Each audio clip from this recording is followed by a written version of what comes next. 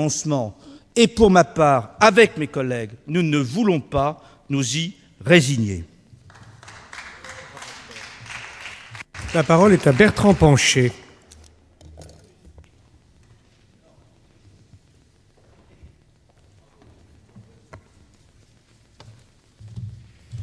Monsieur le Président, monsieur le rapporteur, elle porte le nom de la Ve République, elle a les couleurs et les saveurs de la Ve République, mais ce n'est plus la Ve République, et c'est beaucoup mieux ainsi. Allons-nous nous orienter vers un régime parlementaire? Ce dernier symbolise partout en Europe les démocraties apaisées et conduit le gouvernement à travailler en symbiose avec le Parlement dont il est issu. C'est peu probable, car il nous faudrait revenir sur l'élection du président de la République au suffrage universel, ce que ne souhaiteraient sans doute pas nos concitoyens.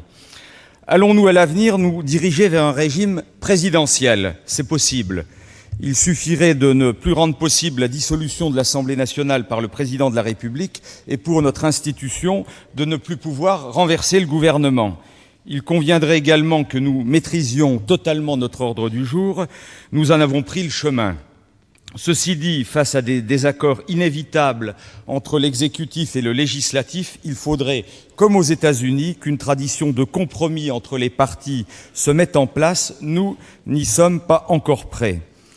Quel que soit le modèle vers lequel nous nous dirigeons, rien ne sera plus comme avant. Il faudra compter sur un Parlement qui jouera davantage son rôle, comme dans n'importe quelle autre démocratie. Dans un monde complexe, en perte d'identité, le partage des pouvoirs est essentiel. Il n'est bon pour personne, y compris pour le président de la République, qui l'a bien compris, de disposer à lui seul de tous les moyens d'action publique dans notre pays. La réforme constitutionnelle et celle de notre règlement intérieur est-elle pour autant la pierre philosophale du vote de bonnes lois? C'est la question essentielle.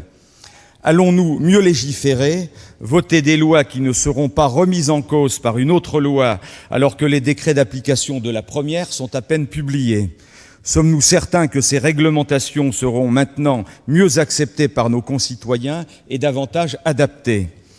Pensons-nous réellement que nous ne passerons plus jamais en force ou en catimini, tout cela pour souvent reculer? Toutes les réponses à ces questions sont essentielles. Nous allons, grâce à la réforme de notre règlement intérieur, tout d'abord pouvoir travailler beaucoup mieux. Nous allons définir précisément les règles du jeu qui nous permettront de savoir à quel moment précis nous siégerons. Cet exercice se mettra en place en contrepartie de temps de parole à l'hémicycle déterminé. Nous ne parlerons plus pour rien et devrons, à l'intérieur de nos groupes, nous discipliner. L'essentiel du travail se déroulera en commission et nous y passerons par contre tout le temps nécessaire.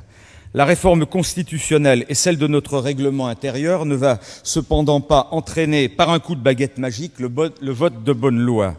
Pour préparer de bonnes lois, les parlementaires devront davantage être associés au gouvernement. Dans le cadre du temps qui nous sera réservé, nous ne préparerons pas seuls nos propres lois. C'est impossible, nous ne disposons pas des moyens nécessaires. Dans les démocraties parlementaires, les lois sont préparées par l'administration avec des liens très étroits avec le Parlement. Dans les régimes présidentiels, les parlements disposent de moyens considérables et veillent, en concertation étroite avec le gouvernement, à faire appliquer ces textes. Il nous faudra nouer des liens plus étroits à l'avenir entre le Parlement et le gouvernement, créer de nouvelles formes de collaboration, mieux être associé à l'élaboration des textes, faute de quoi tout cela ou bien ne servira à rien, ou bien les conflits seront inévitables. Nous devrons également apprendre à travailler ensemble, majorité et minorité, pour déposer des propositions de loi communes. Il faudra aussi nous donner de véritables moyens pour mener à bien nos missions. Sanctionner les députés absents, c'est bien. Permettre aux parlementaires présents de travailler les textes de loi avec des moyens, c'est beaucoup mieux. C'est aujourd'hui mission impossible. Pour préparer de bonnes lois, il nous faudra enfin, Parlement et gouvernement, tenir compte du point de vue des usagers, des populations concernées et de la société civile. Nous sommes le seul pays occidental à réformer sans consulter ceux qui sont concernés. Le Conseil économique et social environnemental sera réformé cet automne. Il deviendra le lieu où la société civile s'exprimera plus systématiquement sur nos projets de loi. Il faut par conséquent que son travail soit utile et reconnu.